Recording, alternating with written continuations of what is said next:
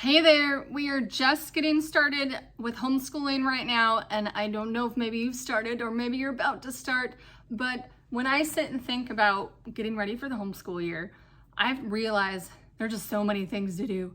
There's so many things. There's all the subjects: math, language arts, reading, wait, that is language arts, science, history, all the things. How in the world do we fit it all in? And that is what I want to talk to you today in this video. And I made a list. Yep, I made a list. Actually, I made one for each of my kids. But in this video, we're going to be talking about my in this video, we're going to be talking about my sixth grader and how I set up her day and her week in order to make sure we get everything in. Because there's a lot to do, isn't it? There's a lot. That's what we're going to talk about today.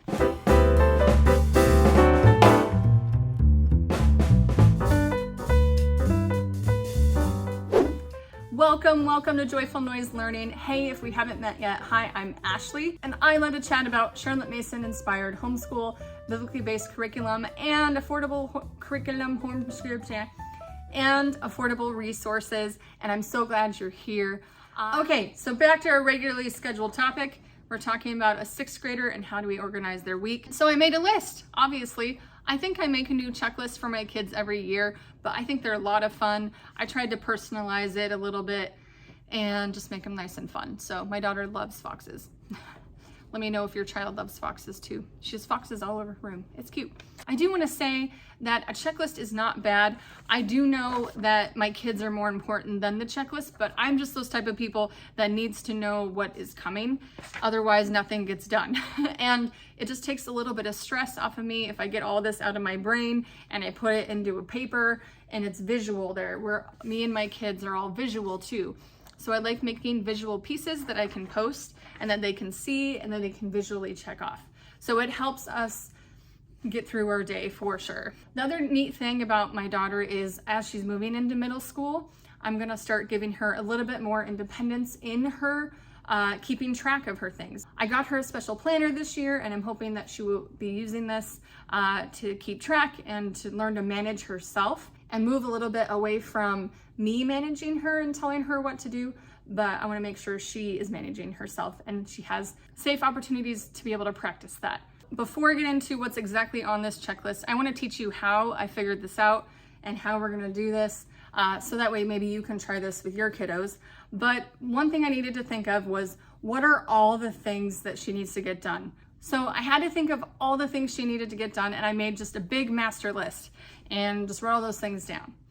And then after I look at those things, what has to be done, I think of what are the things that need to be done daily, and then what are the things that need to be done on a weekly basis or a couple times a week. So a lot of the daily things are not changing. They're very similar to the same we've done in past years, and they're really not changing that much. Things like her morning jobs, her chores, taking care of herself, reading her Bible on her own and doing her own Bible study. And then we got things like her math lesson, and then we've got language arts. And language arts is broken up into several different subjects because I'm not using it all in one this year. And that's okay because we've been doing that the last couple years and it's going okay so far. So then now I've got our daily list and our weekly list. Now I need to think of what are things that she needs to do on her own individually and what are things that she needs to do with me.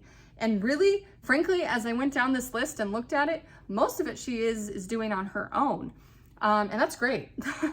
So the list she has is gonna be everything that she's responsible for and needs to take care of. Guess what, guys? This is a special video and I'm super excited. Well, they're all special, right? But today I'm teaming up with my friend Katie at Life in the Mundane. And you definitely want to go subscribe to her channel and check her out if you already haven't yet. But hopefully you have heard of her because she's wonderful and amazing. But Katie and I are both talking about our sixth graders today and their weekly routine and schedule and trying to fit it all in. So you want to go watch her video after mine so you can see how she does it. And she has a little bit different family dynamics than I do. I have 3 kids, ages almost 12. My sixth grader will be almost 12 in October, 9 and 7. And she has 6 kids. Katie has 6 kiddos, and her 6th grader will be one of her middle kiddos. So that's gonna be interesting how she manages that. So go check her out. Make sure you subscribe and tell her I said hi. So continuing on down the list, we've got her verse, poetry, and hymn. And by the way, I forgot to mention this, if you are in Charlotte Mason, she's going to be 6th grade, but she'll also be Form 2. And Form 2 is technically 4th through 6th grade. So I'm gonna have 2 Form 2 this year. I'll also have a 4th grader, and then I'll have 1 Form 1, and he'll be in 2nd grade. So just FYI. Okay, she also needs to do her memory work, and I make sure I put that on the checklist. So she has her verse or poem and the hymn that we do. And we do work on it together as a family, but I put it on the checklist to remind her to practice it on her own and to recite it to me. And then she also takes piano lessons, so she's doing piano practice daily, and that is during her individual work time. And then we've got math. Math we do every single day. We never skip on math, and I've switched her to a different math this coming year, and I'm pretty excited about it. And thankfully she can still do most of it on her own. I did get video lessons to go with the lessons, so I don't have to teach it to her, but I know I'm going to have to check her work. So I need to make sure that I set aside time after she has done her math for me to check it with her. So now that brings us to language arts. And language arts, like I said, we're not doing it all in one, so I've broken it up in different pieces. So some of it she's gonna do daily and some of it she does not do daily. For example, I'm gonna do Fix-It Grammar, and I'm gonna combine that with her and her 4th grade brother, and they're only gonna do it twice a week. So Tuesdays and Wednesdays, that's all they need to do, and we're not gonna worry about it the rest of the week. She is gonna do a local IEW writing class, and this class is on Wednesday afternoons. So what I'm gonna do with that is she's gonna have an assignment that she needs to work on throughout the rest of the week, and it has to be done by Wednesday afternoon. So instead of me saying you're gonna work on this every day, I'm gonna give her an incentive. You're gonna work on this until it's done. Like maybe she can work on it Thursday and then the following Monday and she's done. She doesn't have to do IEW on Tuesday or Wednesday because she's already finished it.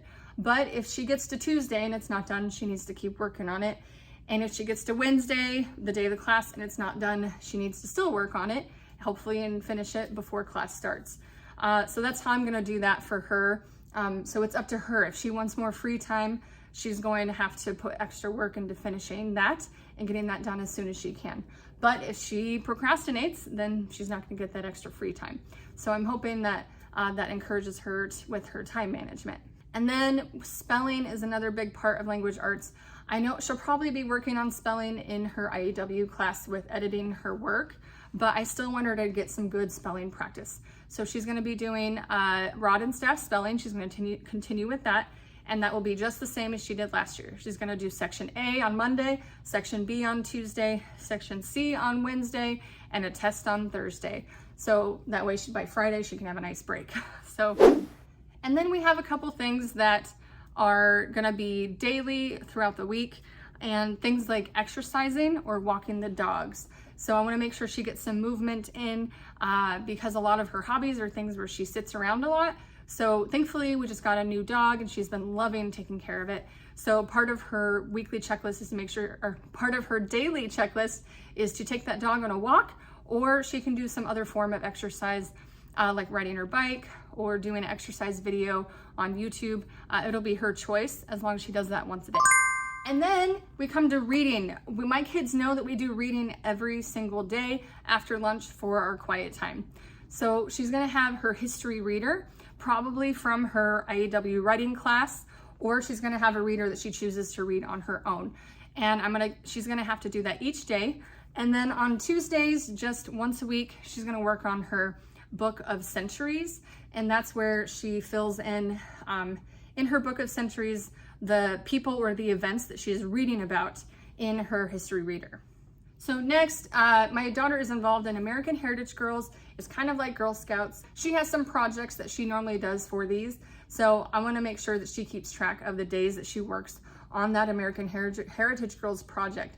So it's going to be one of those things that if she doesn't get to it Monday, Tuesday, or Wednesday, Thursday, she's definitely going to have to work on it, and Friday maybe. So that's another thing that I'm going to help her manage on her own, where if she gets it done earlier in the week, she'll have more free time at the end of the week. So that's how I'm going to do that. And then creative writing and art. Again, I'm not going to assign a day to this just yet. If I have to in the future, I will. But for now, I think this is something that she does just naturally. She loves her writing and her art. So I'm gonna have her pick a day each week that she wants to work on that. Again, all the other things have to be done before she does this, but these are also included and super important for her. And I have to add, take a shower onto her list. All my kids are going into that preteen and middle school stage where showers need to be put on the list. So yes, it does. Do you have a 6th grader? Maybe you understand. So make sure you put it on the list. It helps a lot. I want to make this where instead of me bugging them, hey, I need you to take a shower. Hey, I need you to take a shower. I want to put this in my daughter's hands and say, okay, you need to remember to not only dress yourself, but shower yourself. And I give her a choice then, does she want to do it at night before bed or in the morning when she wakes up? And again, this is an opportunity for her to take care of herself and make that choice instead of me nagging all the time saying, hey, it's time for that shower. Well, there you go. Those are all my daughter's individual subjects. You probably didn't hear me mention science or history, and that is because we do this all together with all my kids. And I'm gonna do that with everybody in the morning, first thing of the day, and we'll get it done. We'll have our read aloud, and then we'll have a science or a history lesson. And I do that with everybody together. So I don't need it on my kids' checklist for them to remember to do, because that's on me. That's when I gather them and do it all together. So they don't need to have it on their list, mainly because I didn't have any more space on the list, but they don't need to remember that because we do that all together. These are all just the things that she has to do on her own and that she has to be responsible for. So there you go. That is my secret for getting it all in. One of my main secrets is to not make everything a daily thing. So think of those things that can and need to be done daily, like math, and then think of those things that don't need to be done daily, but need to be done throughout the week, and then split them up into different days. And I think especially for 6th grade, it's the perfect opportunity to give them more responsibility and let them, slowly move into that. So I'm just at the beginning of this stage, and I'm really looking forward to this. And I really do hope this helped you and gives you ideas for how to manage your child's week and day. If you have any questions about it, please let me know in the comments. I love talking about this kind of stuff. It's a lot of fun for me. Now the secret is, do I follow through with all of this? So that's all on me, and that's what I'm working on. And we did really well this year. We're gonna do better this year too. So yes, we're getting there. We're all growing up, all of us together. Not just the kids, but moms too. So I'm so glad you're here though. If you haven't subscribed yet, I would appreciate it if you did. Would love to have you here along with me and my channel. If you happen to just be starting out homeschooling, I do have a free checklist on how to get started. Gives you all the main bullet point version. You're like, hey, how do I do this? Give me the bullet points. Like if you're like me and you want that, I made that for you. So and I have an ebook that goes along with it if you would like to get that. So just send me your email address on the link in the description below, and I would love to help you out. Get started with homeschooling. You rock at homeschooling. Thanks so much for being here. I hope you go find his joy among the noise. See you in the next one.